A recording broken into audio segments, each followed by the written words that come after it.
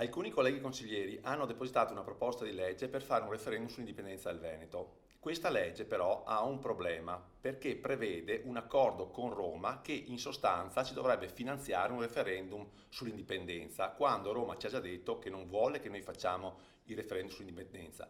Allora, siccome secondo me non dobbiamo chiedere a Roma se vogliamo fare un referendum sull'indipendenza, ne ho depositata un'altra per correggere questo problema che ha la legge precedente. Nella mia legge si stabilisce un election day con il referendum sull'autonomia che abbiamo già capito che si farà indipendentemente da quello che ci dice Roma.